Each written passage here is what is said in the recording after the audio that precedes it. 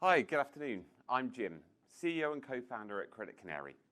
We're building an early warning system to allow lenders to identify those customers missing credit payments ahead of time. The cost of living crisis faced globally is hitting consumer credit lenders hard, but only a selected few monitor the financial health of their borrowers over time.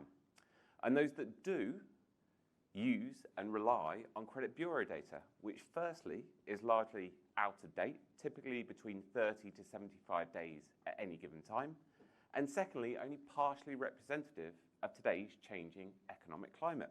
So as a result, for credit monitoring, it really is the wrong tool for the job. Faced with limited options, lenders globally are expecting for record credit losses, some $4.6 trillion this year alone. And as a result, it creates a vicious cycle. As the cost of bad debt increases, so too does the cost to serve and acquire. This ultimately makes credit more expensive and less accessible to those that need it most. Whilst we accept that no cure exists for credit default, we can prevent it through early intervention and inspiring behavioural change. At Credit Canary, we combine real-time, enriched borrower data, predictive analytics, and personalised nudges designed to reduce the cost of bad debt. Through real-time monitoring, we make the vicious virtuous, driving real impact for all involved. Current events really create the perfect storm for Credit Canary to thrive. Firstly, the cost of living crisis is here to stay, at least for the next 2 years. Secondly, changing regulation affecting lenders in the form of new consumer duty is coming into play next year, and many lenders aren't prepared. And lastly, dealing with credit delinquency and default risk is lenders' #1 problem. Through engaging with many of the UK's leading consumer credit lenders, we've identified a real need for real-time monitoring throughout the loan term. We achieve this need by combining product data, open banking, and credit data, enriching it to forward forecast a borrower's future disposable income. As a result, through predictive analytics, we can then identify customers at risk of missing their next payment, and where relevant, present timely nudges designed to keep them on the track. This is important, as for a typical lender, for every borrower that goes into arrears, it costs them about £1,000. The business model that sits behind Credit Canary is transactional. We charge around 10 pence per active credit monitored per month for each credit monitor that we charge.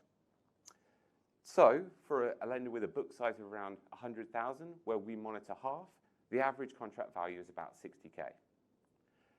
Through experience, we know that scaling within consumer credit demands verifiable proof. And to achieve that, we're deliberately targeting the UK's mid-tier consumer credit lenders first, for 2 reasons. One, they have far shorter sales cycles, typically between 3 to 6 months.